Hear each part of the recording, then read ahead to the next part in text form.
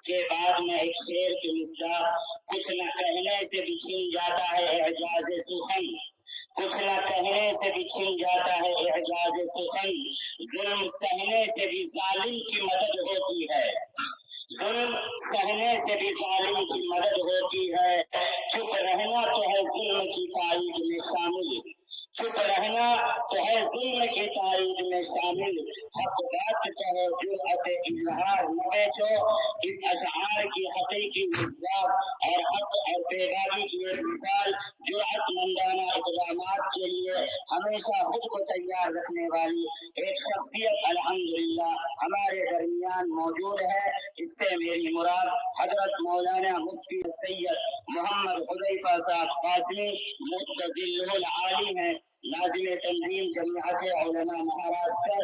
میں آپ سے گزارش کرتا ہوں کہ حضرت مائک پر تشریف لائیں اور ہم سب کی رہبری و رہنمائی فرمائیں۔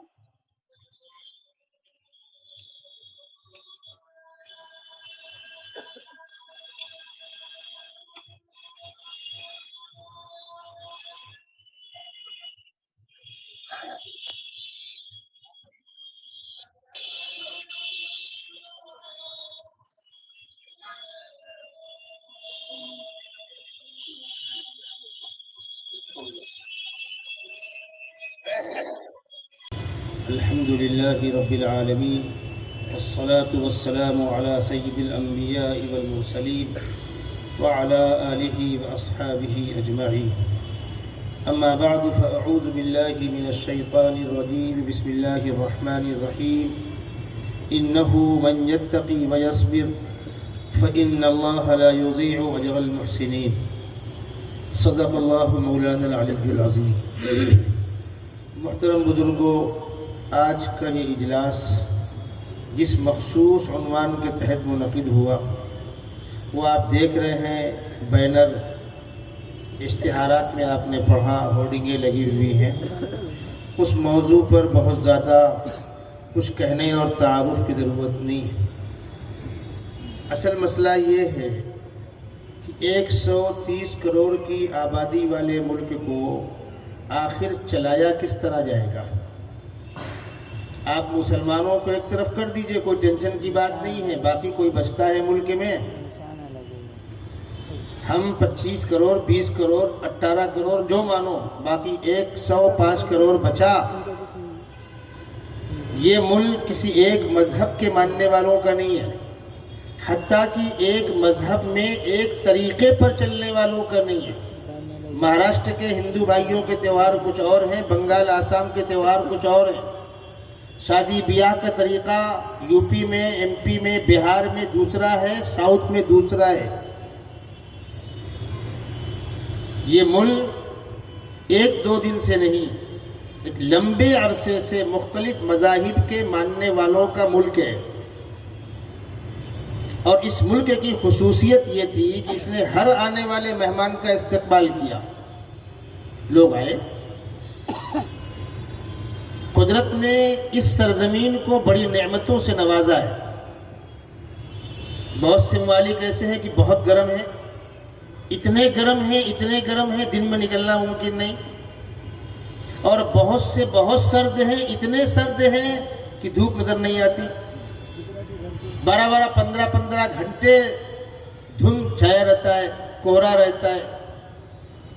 بعض ممالک ایسے ہیں کہ ریگستان ہے، پتھر ہے، کھیتی کے لائق زمین نہیں، اور بعض جگہوں پر پہاڑی نہیں۔ آپ بتائیں، گوشت میں اگر ہڈی نہ ہو تو کھانے میں مزہ آتا ہے؟ ارے کہیں پہاڑی بھی ہونی چاہیے، کہیں ہموار بھی ہونا چاہیے، کہیں ندے نالے بھی ہونے چاہیے، کہیں کھیتی کے لائق زمین بھی ہونی چاہیے۔ اس پس منظر کو سامنے رکھ کر ہندوستان پر نگاہ ڈالیے، کتنا خوبصورت ملک ہے یہ، معدنیات سے، زمین کے اندر کے خزانوں سے مالا مال ہے یہ۔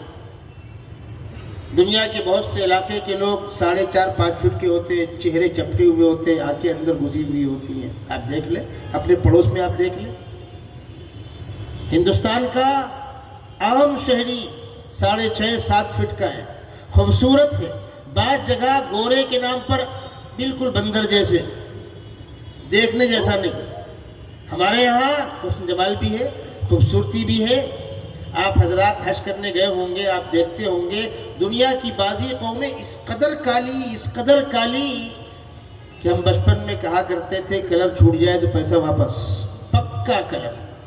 ہندوستان کو دیکھیے آپ، اس ملک میں بہت سی قومیں آئیں، اسلام بھی آیا، کچھ لوگ باہر سے آئے، باقی لوگوں نے یہاں اسلام کی عظمت کے سامنے سرنگو کر دیا، اسلام پھیلا، یہاں کے لوگوں نے مسلمانوں کے حوالے اپنی حکومت کر دی، اپنی بچیاں دی، رشتے ہوئے۔ اور ایک تلخ حقیقت سنیے، جس زمانے میں اس ملک پر مسلم حکمراں ہوا کرتے تھے انہوں نے کسی کے ساتھ کوئی مذہبی بھید بھاؤ نہیں کیا۔ آج آپ سے برداشت نہیں ہو رہا، جمہوریت میں آپ برداشت نہیں کر پا رہے، وہ تو بادشاہت تھی۔ ان بادشاہوں کی حکومت کے دور میں کوئی ایک واقعہ بتلا دو کسی ملک، کسی ایک ضلع کا، کسی ایک تحصیل کا، کہ وہاں کے لوگوں نے یہ احتجاج کیا ہو، شور کیا ہو کہ ہم کو ہمارے مذہب پر عمل نہیں کرنے دیا جا رہا یا ہمارے مذہب میں انٹرفیئر کیا جا رہا ہے۔ کبھی ایسا نہیں ہوا۔ میں آپ کو بتلاؤں، جس اورنگزیب عالمگیر کو لوگ برا بھلا کہتے ہیں، اللہ کا نیک بندہ، بڑا متقی پرہیزگار اللہ کا بندہ تھا۔ احمد نگر میں جہاں وہ تہجد کے وقت بیٹھ کر 5 پارے قرآن پاک کی تلاوت روز کیا کرتے تھے، جب وہاں رہتے تھے، ان گنہگار آنکھوں نے اس جگہ کو دیکھا ہے۔ تہجد گزار، سرکاری خزانے سے 1 پیسہ تنخواہ نہیں لیا، 50-55 سال کی حکومت کا ان کا عرصہ ہے۔ ہندوستان اس وقت دنیا کے نقشے میں مضبوط ترین ملک تھا، دیندار مسلم بادشاہ تھا۔ میں اس کی بات کرتا ہوں، میں اکبر اور بابر اور ہمایوں کی بات نہیں کرتا۔ اورنگزیب کے ہاتھوں سے مندروں کو جو پراپرٹیاں دی گئی ہیں، سینکڑوں بڑے مندروں کو اورنگزیب کے ہاتھوں سے پراپرٹیاں دی گئی، آپ ان کو اوقاف کہہ سکتے ہیں۔ ہمارے یہاں باندہ ضلع میں چترکوٹ، ہندو مذہب میں 2 مقام بڑے محترم ہیں۔ چترکوٹ سے ناسک رام جی کا سفر، کتابوں کے اندر ان کے یہاں لکھا ہوا ہے رام جی کا بنواس، وہ چترکوٹ مقدس مقام ہے۔ وہ چترکوٹ سے لگ کر کے، اس بستی سے لگ کر کے بالا جی کا مندر ہے، جس میں اورنگزیب کے قلم سے لکھی ہوئی فارسی میں وہ تحریر موجود ہے جو باندہ ضلع کے ریکارڈ کے اندر محفوظ ہے۔ اس وقت فارسی زبان ہوا کرتی تھی۔ مختلف مقامات پر مسلم بادشاہوں نے اگر مسلمانوں کو مسجد بنانے کی جگہ دی ہے تو ہندو بھائیوں کو مندر بنانے کی جگہ دی ہے۔ اگر ان کو پراپرٹیاں دی تو ان کو پراپرٹیاں دی ہے۔ بلکہ بعض جگہ تو ایسا بھی ہوا کہ دونوں اگل بگل جمع ہو گئے، جیسے کاشی اور متھرا میں ہے، ہمارے کلیان میں ہے، بہت سے مقامات پر ہے۔ اس ملک میں مذہبی بنیاد پر کوئی جھگڑا، کوئی بھید بھاؤ تھا ہی نہیں۔ میں پوری ذمہ داری کے ساتھ کہتا ہوں، اور اگر میڈیا والے ہو تو لکھو اس بات کو، ہندی، مراٹھی، انگلش کے اخبارات میں۔ ایک مولوی چیلنج کر کے گیا ہوا ہے، اس ملک میں انگریز کی آمد سے پہلے کوئی مذہبی دنگا نہیں ہے۔ اگر جنگیں ہوئی تو علاقائی ہوئی ہیں۔ ہندو راجاؤں کی فوج میں مسلم فوجی ہوتے تھے، مسلم بادشاہوں کی فوج میں ہندو فوجی ہوتے تھے۔ ایسی کوئی حکومت نہیں تھی کہ سارے ہندو ہندو ہوں اور سارے مسلم مسلم ہوں، ایسا کبھی نہیں تھا، مل جل کے رہتے تھے۔ اور یہاں کے لوگوں نے اگر اسلام قبول کیا تو کیا ڈر کر، طاقت سے مغرور ہو کر، تلوار کے ڈر سے، پیسے کی لالچ میں؟ بالکل ایسا نہیں۔ یہاں کے لوگوں نے اسلام کو قبول کیا اس کی حقانیت کی بنیاد پر، اس کی عظمت کی بنیاد پر، اس کی سچائی کی بنیاد پر۔ کیوں؟ یہاں کا، اس ملک کا رہنے والا اونچ نیچ کے بندھن میں جکڑ دیا گیا تھا۔ کوئی بھگوان کے سر سے پیدا ہو رہا ہے، کوئی بھگوان کے بازو سے پیدا ہو رہا ہے، کوئی بھگوان کے پیٹ سے پیدا ہو رہا ہے، یہ تو ہو گئے معزز، اور باقی سب نیچے سے، وہ سب خادم۔ نہ ان کو مندر میں جا کر کیرتن پڑھنے کی اجازت، نہ مندر کا پجاری ہو سکتا ہے، نہ مذہبی رسم و رواج ادا کر سکتا ہے۔ وہ ایک مخصوص طبقہ ہے، وہ حکومت کرے گا، ٹھاکر اس کی حفاظت کرے، بنیا اس کو کما کر دے، اور باقی سب اس کے جانوروں کی اس کی خدمت کرے۔ یہ سسٹم تھا۔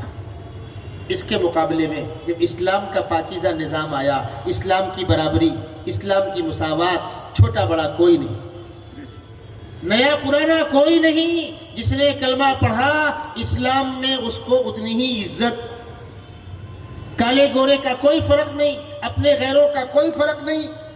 مکے اور مدینے کے اندر رہنے والے نے اگر کلمہ نہیں پڑھا اسلام میں اس کی کوئی عزت نہیں ہے، اور ہندوستان سے لے کر دنیا کے کنارے تک اگر کسی نے اسلام قبول کیا ہے اس کی اتنی ہی عزت ہے۔ اللہ کے نبی صلی اللہ علیہ وسلم نے حج کے موقع پر عرفات کے میدان میں جو خطبہ دیا ہے، جو اسلامی دستور کا حصہ ہے، اس میں فرمایا لا فضل لعربی علی عجمی ولا لعجمی علی عربی، فرمایا میرے خاندان کے لوگوں، قریش کے لوگوں، اور یہ بات بتلا دوں میں آپ کو، آدم علیہ السلام سے لے کر آخری انسان تک جتنے لوگ دنیا میں آئیں گے، جتنے نسب، جتنی برادریاں، جتنے سلسلے دنیا کے اندر پیدا ہوں گے، ان سارے نسبوں میں، ان سارے سلسلوں میں، ان ساری برادریوں میں سب سے زیادہ محترم برادری اور نسب وہ ہے جس سے آقا صلی اللہ علیہ وسلم خود ہے۔ اس پر پوری امت کا اتفاق ہے۔ اور آپ کے خاندان کے لوگ چونکہ خانہ کعبہ کے متولی تھے، دنیا ان کا احترام کرتی تھی، مکے والوں کا بڑا احترام تھا، اور مکے والوں کے ذہنوں کے اندر یہ بات بیٹھی تھی کہ ہم بڑے، دنیا چھوٹی۔ آپ فرما رہے ہیں میرے خاندان کے لوگوں، یہ خاندانی اونچ نیچ کی جہالت کو، رسم کو، گندگی کو اپنے پیروں تلے رونتا ہوں میں۔ کون کہہ رہا ہے؟ جو خود معزز تھے، وہ کہہ رہے ہیں نہیں، اللہ کے یہاں سارے انسان ایک جیسے، الناس بنو آدم وآدم خلق من تراب، چھوٹا بڑا کوئی نہیں، لا فضل لعربی علی عجمی ولا لعجمی علی عربی، کسی عربی کو عجمی پر، کسی عجمی کو عربی پر، رنگ، نسب، علاقے کی بنیاد پر کوئی فضیلت نہیں ہے۔ اللہ کے نزدیک عزت کا مدار تقوی ہے۔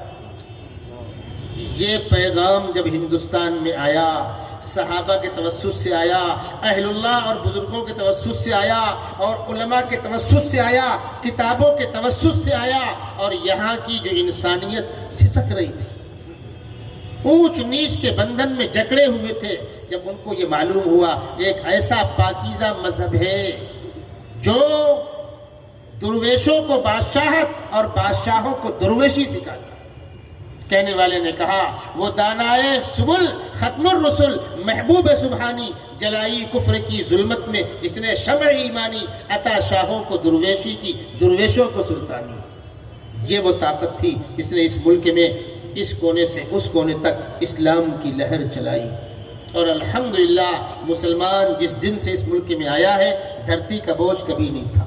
حکومت کی، انصاف کے ساتھ کی، ایمانداری کے ساتھ کی، اس ملک کو کاروبار کا سلیقہ سکھایا، عمارتیں بنانے کا سلیقہ سکھایا، ملک کو ہم نے سجایا، لوگوں کو کھانے پہننے کا سلیقہ سکھایا، اور الحمدللہ عزت کے ساتھ رہے۔ پھر حالات بگڑے، انگریزوں کا دور آیا، غلامی کا دور آیا، ہم نے سب سے آگے بڑھ کر ملک کی آزادی کے لیے جتنا خون بہایا ہے اتنا دوسروں کا پسینہ بھی نہیں بہا ہے۔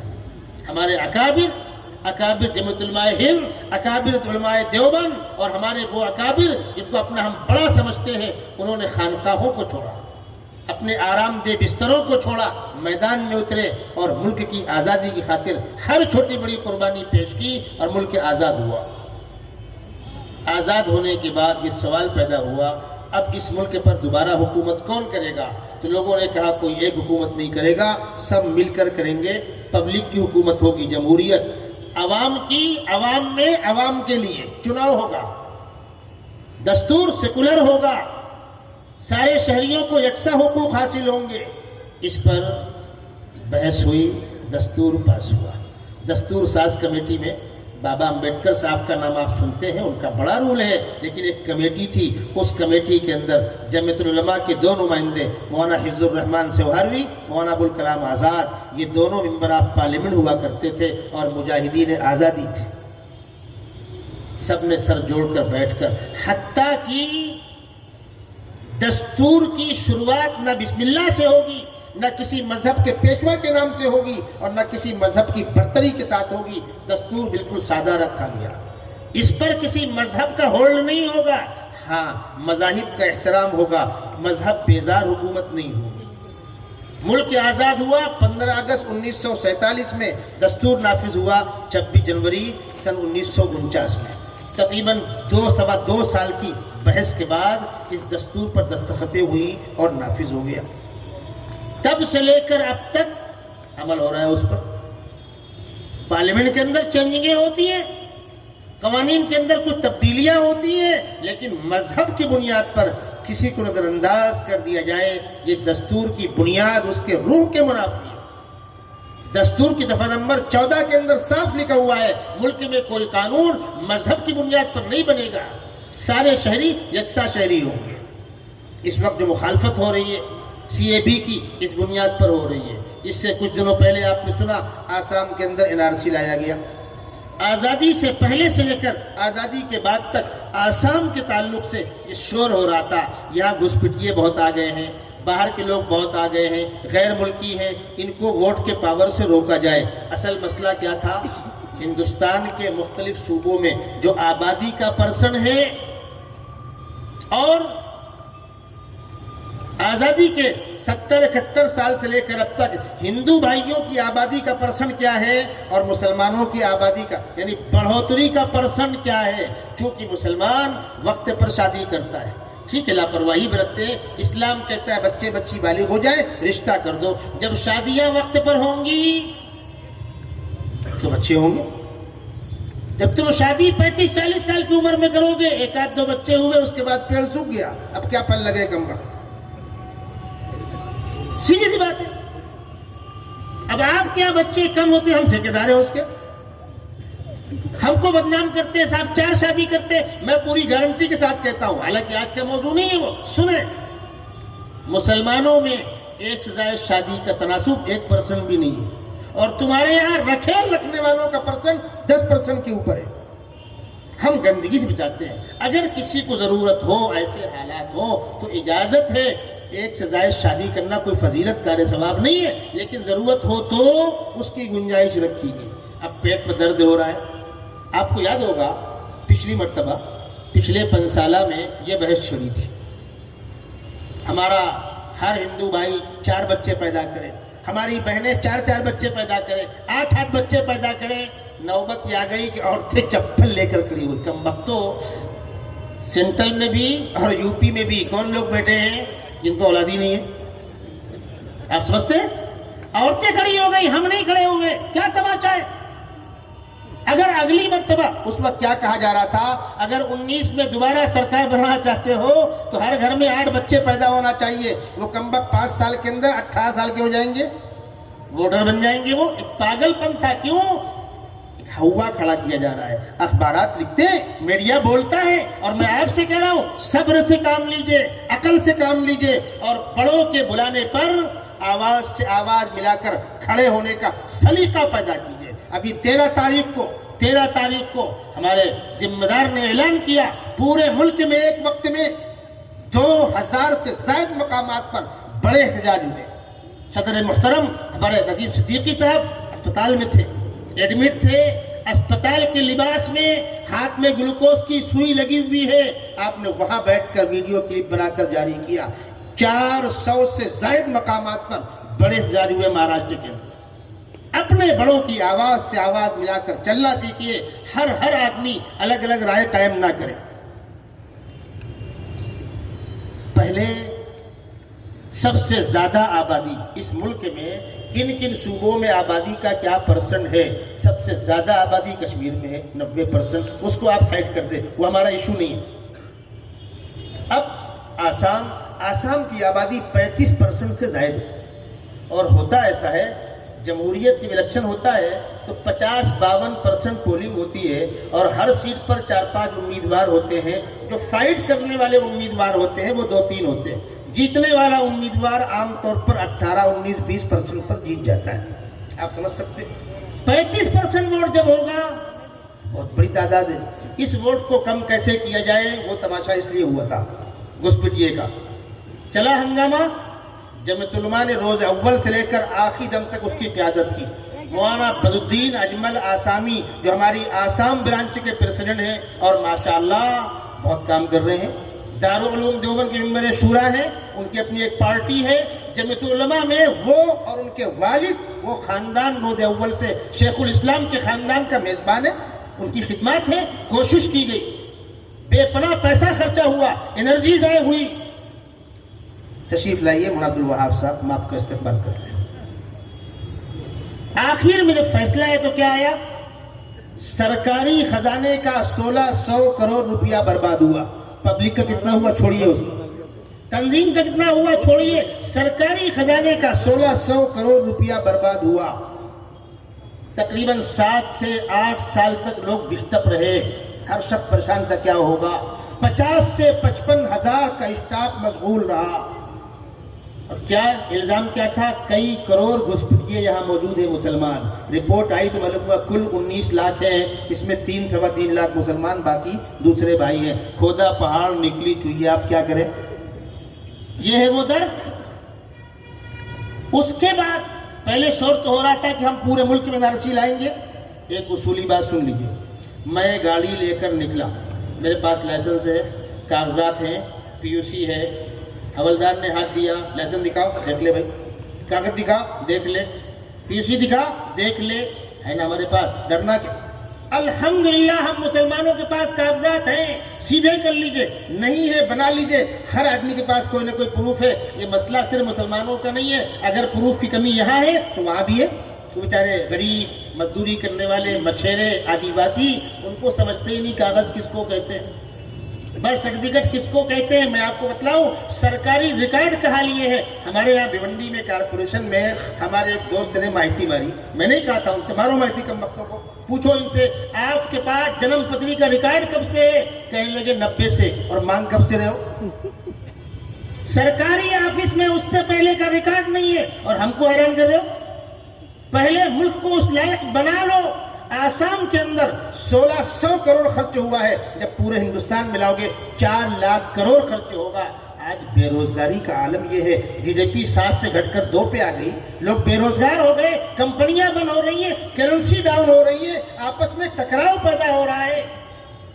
روزگار دے دو، غریبوں کو پڑھنے کے مواقع دے دو، جنگل میں رہنے والوں کی تعلیم کا انتظام کرو، لوگوں کو اس لائق بناؤ جو ترقی یافتہ قوم بنے۔ اس کے بعد ایک بار نہیں 100 بار انکوائری کرو۔ کون منع کرتا ہے؟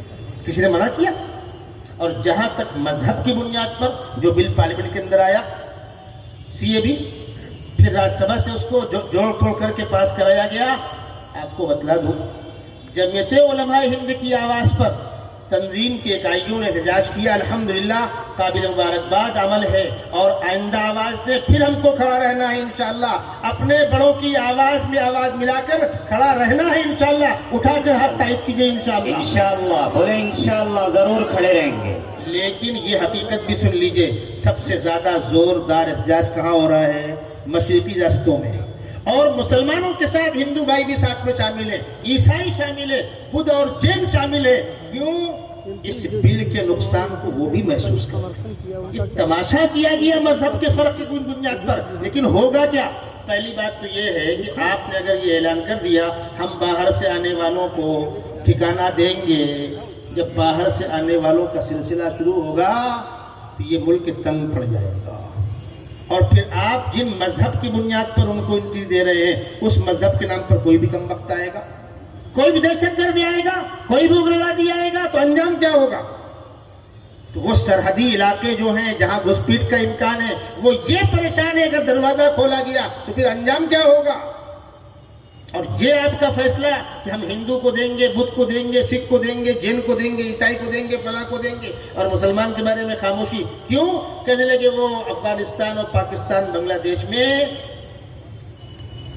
وہ مسلم ملک ہیں، وہاں مسلمان پریشان نہیں ہیں، دوسرے لوگ پریشان ہیں۔ ماشاءاللہ۔ ہم پوچھتے ہیں، بغل میں آپ کے لنکا ہے، وہاں تنہا مسلمان نہیں، تمل ٹائیگر بھی ہے، وغیرہ وغیرہ، اشارہ کر رہا ہوں میں۔ دوسرے ممالک ہم سے لگ کر ہیں، ان سے آنے والوں کو آپ ویسی انٹری دیں گے؟ کیا کرنے جا رہے ہیں آپ؟ سیدھی سی بات یہ ہے کہ انسانیت کی بنیاد پر، پروف کی بنیاد پر کچھ لیاقت کی بنیاد پر، تعلیم کی بنیاد پر، خدمات کی بنیاد پر جو شہریت دینے کا پہلے سسٹم تھا اس سسٹم کو حکومت برقرار رکھے، ہمارا کوئی اختلاف نہیں ہے۔ مذہب کی بنیاد پر، نفرت کی بنیاد پر، جو دستور کی دفعہ نمبر 14 کے بھی خلاف ہے، قومی سالمیت کے بھی خلاف ہے، قومی اتحاد کے بھی خلاف ہے، قومی دھارے کے بھی خلاف ہے، ہم ایک بار نہیں 100 بار مخالفت کریں گے۔ اور جمعیت علماء ضرورت پڑے گی روڈ پر آ کر جیل بھر کر کے جس طرح ہو سکے گا مخالفت کر کے، احتجاج کر کے اس کالے قانون کو واپس لینے پر مجبور کرے گی۔ الحمدللہ اس احتجاج کا فائدہ آپ کے سامنے ہے۔ امت شاہ کا بیان سن لیجئے، حالانکہ ابھی بھی اس پر اطمینان نہیں ہے، ابھی خاموش نہیں بیٹھنا ہے، ابھی جو احتجاج پاورفل باقی ہے، انشاءاللہ وقت آئے گا، ضرورت پڑے گی وہ سارے کام کی جائیں گے۔ میں آپ سے بھی اتنا کہتا ہوں، گھبرانے کی کوئی ضرورت نہیں، ہم پردیسی نہیں ہیں، باہر کے نہیں ہیں، ہم نسل در نسل یہیں کے رہنے والے، ہمیں گھبرانے کی کوئی ضرورت نہیں انشاءاللہ، اور ہم سارے پروف کریں گے۔ اور جب ضرورت پڑے گی اس کی تو تنظیم قدم قدم پر آپ کو سپورٹ کرے گی، آپ کی مدد کرے گی، آپ تنظیم کے ساتھ، تنظیم آپ کے ساتھ۔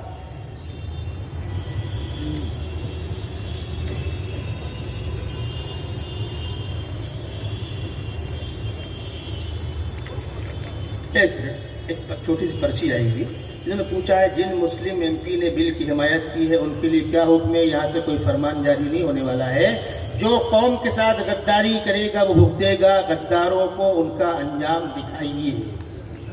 باقی ہمارا اجلاس جس عنوان کے تحت ہم اس پر بولیں گے، غداروں سے دنیا کبھی خالی نہیں تھی، غداروں کو ان کا انجام، ان کی اوقات بتلائیے، ہم اس میں کوئی کسی کی حمایت نہیں کرتے، اور ایسا ماحول بنائیے کہ آئندہ کوئی غداری کرنے کی ہمت نہ کرے۔ اور جن لوگوں نے قوم کے لیے پارلیمنٹ کے تقریریں کی ہیں، ہم احسان مند ہیں، ان کو سلام کرتے ہیں، سب کا مقصد ایک ہے، مرغا تمہارا بولے کہ ہمارا بولے، ملت کی صبح ہونی چاہیے۔